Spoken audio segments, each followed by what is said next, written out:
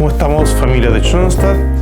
Ustedes me conocen, los que ya han visto los dos videos anteriores. Soy Ignacio Serrano y estoy impartiendo este curso que lo he titulado José Kentenich y la biografía de Schoenstatt. Hoy día iniciamos el tercer capítulo. Habíamos quedado en las crisis de juventud del padre Kentenich durante su noviciado, durante su época de formación. Llega el momento de la ordenación. Y esta crisis que él ha vivido solo, esta crisis de fe, pero también una crisis de contacto, también empieza a manifestarse a su alrededor y también los formadores se dan cuenta con preocupación que el temperamento de Kentenich es un temperamento peligroso. Puede estar en juego la obediencia. Y en ese momento entonces se reúne el consejo para decidir si es posible, si pasa a la última profesión, lo que se llama la profesión perpetua, para aceptarlo a ser sacerdote. Votan, eran 5 miembros, entre ellos el superior, el padre Kolb, y deciden por 3 contra 2 no admitir al padre Kentenich como sacerdote. El padre Kolb, el superior, muy cercano también a nuestro fundador, va a decirle la noticia. Le cuenta que no ha sido admitido a la profesión perpetua. El padre Kentenich, con una serenidad admirable, lo queda mirando y le dice: disposición divina. ¿Qué piensas hacer?, le pregunta al joven Kentenich. Le dije: terminar mi bachillerato en teología y en filosofía. Esta actitud le llama la atención al superior y decide someter nuevamente a votación. Le llama la atención la inmensa serenidad, pero también la apertura a los planes de Dios. Deciden nuevamente votar y esta vez 3 votos a favor, 2 en contra, lo admiten como sacerdote. Y el padre Kentenich es admitido y es ordenado sacerdote en julio, el 8 de julio de 1910.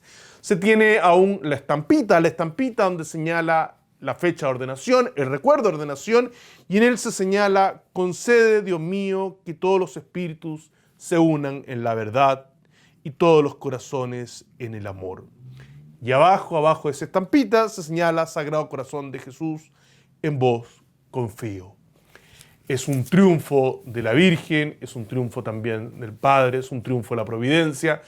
Tenemos un neosacerdote en José Kentenich, un sacerdote palotino. Ahora, ¿a qué dedicar a este joven sacerdote que tiene enfermedad, al cual no se lo puede enviar a Camerún como los demás misioneros?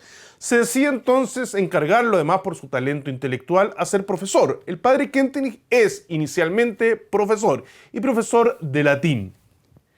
Pero profesor de latín en un ambiente complicado en el que se estaba dando en el seminario de los padres palotinos, por distintas razones. Probablemente la más notoria es que se habían cambiado de casa. Antes estaban en un castillo, en Ehrenbreitstein, se habían cambiado al Valle de Schoenstatt, y este cambio había disgustado a los jóvenes seminaristas que ahí se estaban formando. Querían tener el lugar anterior, el castillo anterior donde antes se formaban, y empieza a aparecer una consigna que va a ser repetida. Dice: llegamos a una hermosa casa nueva en Pfandeler y nos quedó claro, hemos perdido libertad de movimiento. Nuestras sospechas aumentaron bajo el aroma del estricto reglamento nuevo. Queremos ser libres como lo fueron nuestros padres. Esa es la consigna de los estudiantes. Esos son los estudiantes que le va a tocar al padre Kentenich. Ese es el grito de guerra. Porque en este nuevo lugar que es Schoenstatt, en este nuevo seminario, la cosa es distinta a la que habían vivido antes. Lleno de reglamentaciones. Existe todavía el reglamento, se conserva, los alumnos deben mantener orden, solo se permite utilizar los tinteros que se encuentran en el escritorio, está prohibido usar tinta de color, mirar por la ventana es considerado un mal comportamiento, ha de guardarse estricto silencio en los dormitorios, en los vestidores, los zapatos deben ser lustrados, observarse estricto silencio en los baños, solo está permitido comer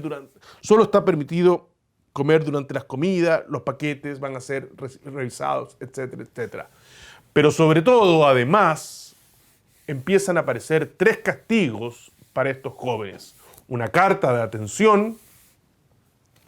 El segundo castigo es estar de rodillas frente a un piano, estar de rodillas frente al piano también en señal de castigo. Y el tercero también es ser azotado con una vara.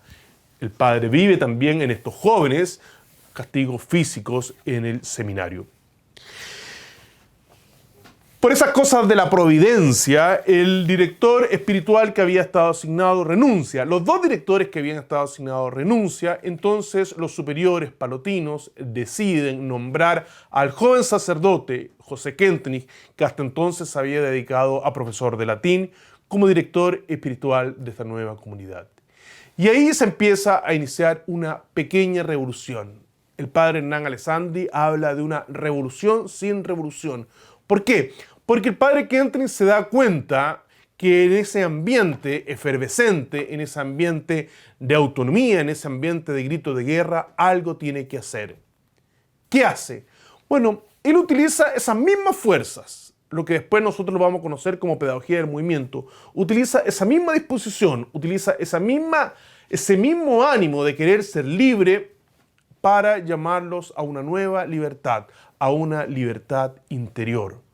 Buscar que ellos mismos sean libres. No la libertad es simplemente la obediencia, sino la libertad de la autoformación.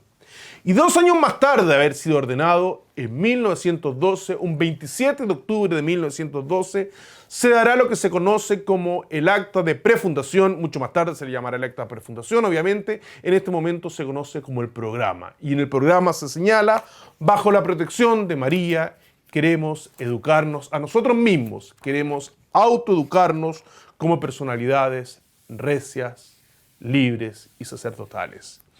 Es decir, el padre hace un llamado no a callar la sed de libertad, que podría haber sido, y podría haberles dicho simplemente hay que obedecer, porque esos son los superiores. Si quieres ser sacerdote, tienes que someterte. No hace eso.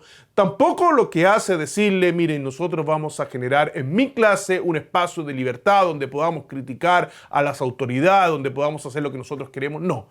Lo que dice es tomar esa libertad para conseguir una verdadera libertad. Es decir, utiliza esas mismas fuerzas. Esto es algo que hoy en pedagogía uno lo puede ver. Cuando uno piensa, por ejemplo, en los alumnos de cuarto medio, que se les encarga una tarea. Los alumnos de cuarto medio que están deseosos de ser autónomos, deseosos de ser libres, de salir, y se les encarga la tarea de cuidar a los más pequeños. Es la misma dinámica, pero esta dinámica en 1912 es tremendamente revolucionaria, la que ejerce con el padre. Pero no solo hace eso, también muy astutamente, o podríamos decir carismáticamente desde la pedagogía, decide crear además una estructura donde los mismos jóvenes puedan desarrollarse. Esta estructura en principio era una congregación mariana. Las congregaciones marianas tenían una larga tradición dentro de la espiritualidad de los jesuitas, que la va a retomar los palotinos. Crea una asociación misionera y también una asociación eucarística. Es decir, crea una congregación, una estructura donde puedan desarrollar esa libertad y darse sus propias reglas. Le da además jefes que puedan representar una asociación misionera y una asociación eucarística. De alguna forma lo que empieza a hacer el padre es descentralizar el poder. Él no pierde poder, pero ese poder también lo empieza a delegar. También lo que nosotros posteriormente vamos a conocer como esa pedagogía de la confianza. Es decir, le da a los mismos estudiantes esas posibilidades. Como sabemos, la historia no termina ahí, sino que por el contrario, lo grande, lo importante, sucederá 2 años después, en 1914. El padre sigue con estos jóvenes a través de la asociación misionera, a través de la asociación eucarística, a través de los congregantes, pero se empieza a dar cuenta que necesitan un lugar donde puedan juntarse, un lugar donde puedan rezar, un lugar donde puedan meditar, un lugar donde puedan compartir. No hay un lugar en la casa es un lugar y están bastante apretados, de alguna forma asignados, hay formación. Hay una pequeña capilla en el Valle de Schoenstatt que había sido usada como la capilla de un cementerio. Había sido usada la capilla de un cementerio, por eso estaba dedicada a San Miguel. San Miguel es el patrono de la buena muerte, porque es aquel que destruye al demonio en el momento de la muerte. Había sido utilizada como la capilla de San Miguel, pero en ese momento era una bodega. Le entregan al José Kentenich, al joven sacerdote, este lugar. Y lee en ese momento una lectura que puede haber pasado sin mucha importancia, de un sacerdote capuchino que cuenta la historia, un sacerdote de nombre Cipriano, cuenta la historia de Bartolo Longo. Bartolo Longo, un abogado italiano que decide donar su fortuna, que decide invertir su fortuna en un santuario mariano en el valle de Pompeya. Esas dos cosas le empiezan al padre Kentenich a hacer de alguna forma ruido, le empiezan a dar sentido. Necesitamos un lugar, existe una capilla. E invita entonces a los jóvenes que habían vuelto de vacaciones, a instalarse en esa capillita en el valle de Schoenstatt. Y ahí pronuncia, un 18 de octubre de 1914, su famosa plática de fundación, donde lo que los llama a los jóvenes es a acelerar la tarea de santidad. Acelerar una tarea de santidad que en ese momento era tremendamente urgente, porque en 1914 empezaba a arreciar la Primera Guerra Mundial, la Gran Guerra. Los invita a una tarea de autosantificación, pero una tarea donde no van a estar solos, porque van a estar con la Virgen María. En la medida que ellos le entreguen también su santidad, su sacrificio, la Virgen María se va a instalar en esa capillita y desde ahí los va a proteger. El mismo padre se da cuenta que él no puede hacer mucho más porque se avecina la guerra y él solamente puede entregárselo a la Virgen María para que ella los cuide. ¿Qué sabemos del acta de fundación? Bueno, gracias a Dios, el padre escribía cada una de sus pláticas. Por lo tanto, tenemos la primera versión de esta plática, la plática de 1914, que empieza con esas famosas palabras: ante todo vuelvo a saludarles con el hermoso saludo que hacía tiempo no les dirigía. Nos cum prolepia, benedicat Virgo María. Con Cristo su Hijo nos bendiga la Virgen María. Y utilizando la voz de la Virgen, hablando desde la Virgen, les dice: mi exigencia se refiere a algo incomparablemente superior. Cada uno de nosotros a alcanzar el mayor grado posible de perfección y santidad según su estado. No simplemente lo grande ni algo más grande, sino precisamente lo más excelso ha de ser objeto de nuestros deseos. Y después utiliza la frase de San Pablo, que lo utilizará también posteriormente en Bellavista: qué bien estamos aquí, hagamos 3 tiendas. Qué bien estamos aquí, le pedimos a la Virgen en ese lugar. Como datos históricos interesantes, decir que se ha investigado cuántos jóvenes había. No se tiene claridad cuántos eran. 14 es probablemente el cálculo más bajo, porque muchos todavía estaban en vacaciones. 14 fueron los que presenciaron ese momento. Entre ellos no estaba, por ejemplo, el más famoso, José Englund. Tampoco estaba Alex Meningen, que era mucho más chico. Otros investigadores hablan de 54, si uno piensa que estaba la congregación menor, la congregación mayor, pero no se tienen los nombres, no se tiene el dato exacto de quiénes estaban en ese momento, en ese lugar. Otro dato interesante es que tampoco existe una versión del acta de fundación, existen 3 versiones. El padre vuelve a reescribir en 1915, vuelve a reescribir una segunda versión y ahí agrega esa famosa frase del fiel y fidelísimo cumplimiento del deber. Y en 1919, él vuelve a sacar esta acta de fundación que hasta ese momento no había sido advertida la importancia, donde escribe la idea de un capital de gracia. Si ustedes leen, y los invito a leer, todos estos documentos están en este libro, bajo la protección de María, tomo 1 y tomo 2, libros de literatura schoenstattiana para todos los que les interesa en esta etapa. Ahí pueden ver la primera versión.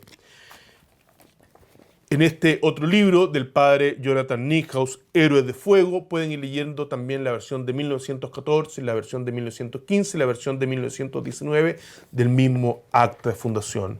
Pero lo importante es que ahí aparece lo que nosotros podemos llamar, y después así lo vamos a comentar en los próximos capítulos, el secreto de Schoenstatt. Es decir, la Virgen María se instala en un lugar determinado, el santuario, en un lugar de gracias, y desde ahí le va a exigir a los que llegan a peregrinar no gracias especiales, sino la santificación del día a día como capital de gracia.